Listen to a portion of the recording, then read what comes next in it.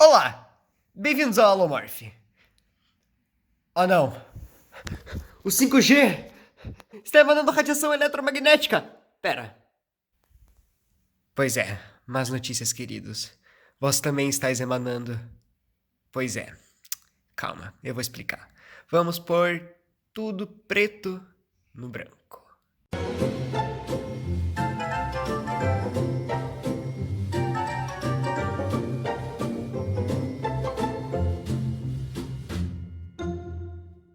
O que é radiação eletromagnética?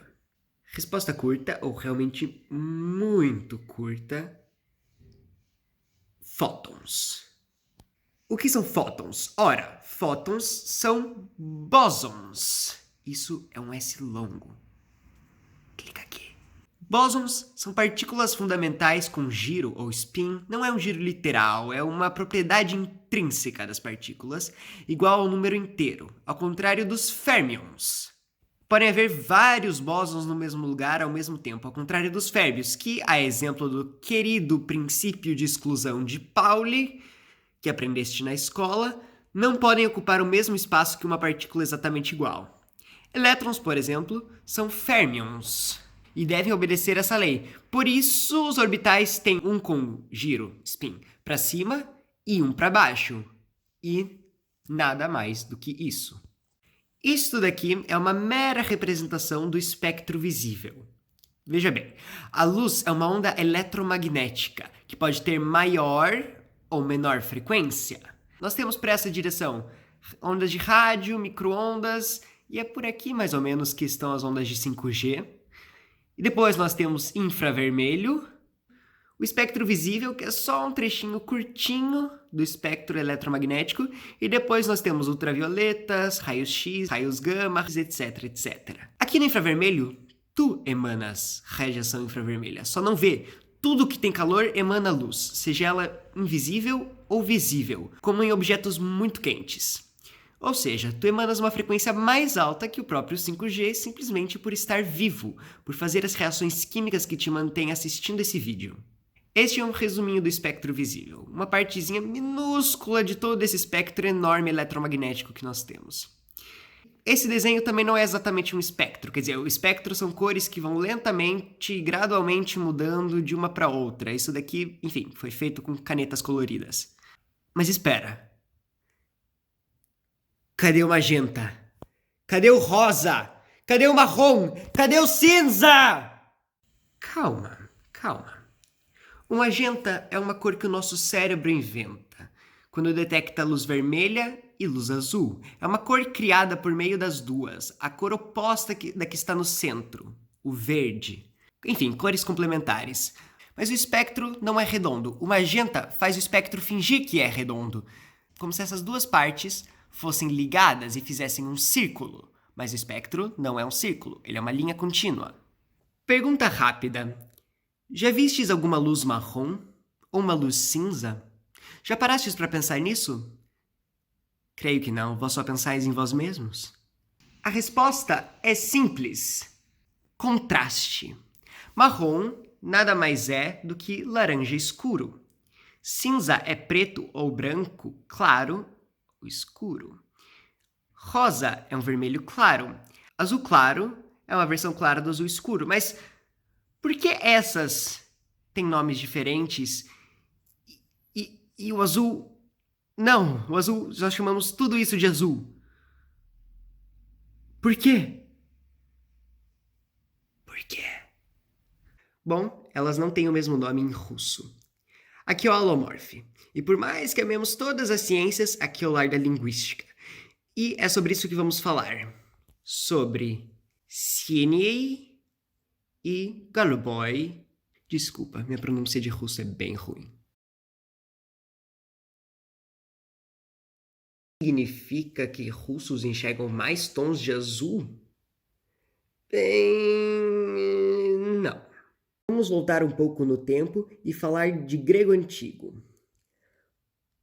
Para Homero, o mar podia estar oinops, cor de vinho.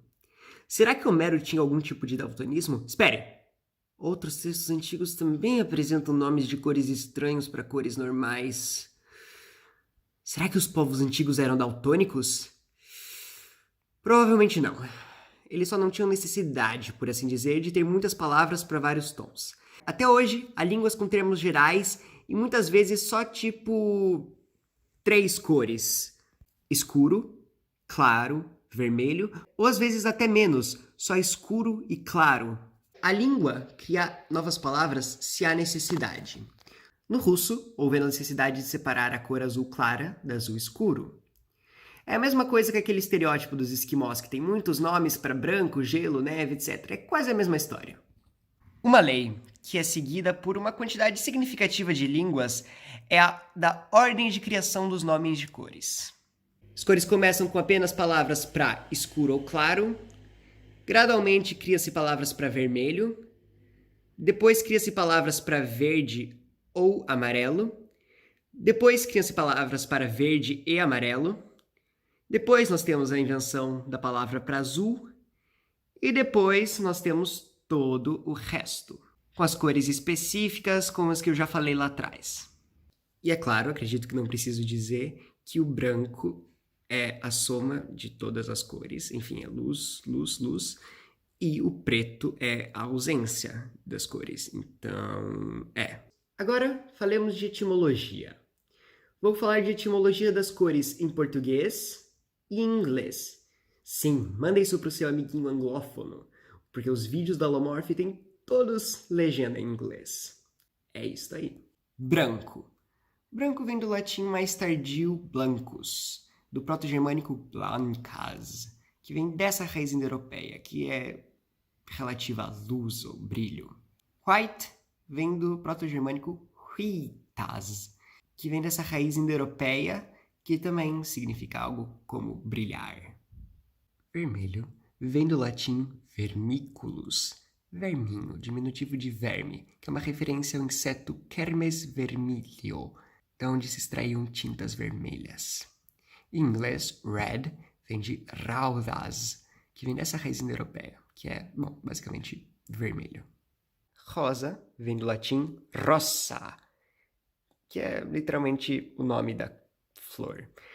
E pink, a origem de pink é incerta. Laranja. Qual veio primeiro? A cor ou a fruta? Pensem sobre isso. Usem a ordem da criação das cores como exemplo e vós me dizeis qual veio primeiro. Bem, laranja vem dessa palavra árabe, que vem dessa palavra persa, que vem dessa palavra em sânscrito, que significa laranjeira. A partir daí você já pode dizer bem facilmente qual veio primeiro. Orange veio do francês antigo pomme orange, que é maçã laranja, um nome antigo para fruta.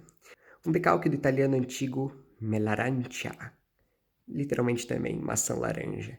Esse arancia tem a mesma origem do laranja no português, é do árabe. Marrom vem do francês marron, que vem do italiano marrone, que no fundo tem uma referência à cor de nozes. Brown vem do proto-germânico brunas, também nome de cor. Isso aqui é couro sintético, não matem animais. Amarelo vem de amarellus, que é o diminutivo de amarus, que em latim significa amargo. Sinestesicamente faz muito sentido. E yellow vem de yeolue, que vem do proto-germânico geloise, que vem dessa raiz indo-europeia aqui. Verde vem do latim viridis, origem relacionada a plantas mesmo. E green vem do proto-germânico gronis, que vem dessa raiz indo-europeia, da onde vem também o verbo to grow, crescer. Azul vem dessa palavra árabe, que vem dessa palavra persa, que significa lápis lazuli. E no inglês, blue vem do proto-germânico blewas, que é uma raiz para cor escura, que confundiu muita gente com o nórdico antigo blor, que por muito tempo se achou que significava preto por ser usado com corvos, mas eles têm esse brilho meio azulado. Roxo vem do latim russeus, que é uma forma tardia de russus, que significava originalmente vermelho, cognato de rosso, rojo, etc. Purple vem do latim púrpura, que vem do grego purpura, uma referência ao molusco Hexaplex trunculus, que era usado para fazer a tintura dessa cor. Preto vem de apreto, uma forma antiga de aperto em relação à densidade da cor. Bota salto semântico nisso. Black vem de blacas, que significa queimado. Cinza vem de quinis, que significa cinzas ou pó. Grey vem de grewas, da mesma origem da palavra green. Então, saber que as línguas mudam e geram coisas novas e falácias etimológicas, nomes de coisas viram outras coisas e por aí vai. Então, antes de saíres por aí falando que o 5G agride as pessoas, lembra-te que o 5G tem uma frequência normal, inofensiva, que tu só não enxergas e por isso crias em ti um medo. E, se gostaste deste vídeo, curta-o, compartilha-o nas redes sociais, inscreve-te no canal, siga-nos também nas redes sociais e, como sempre, salve!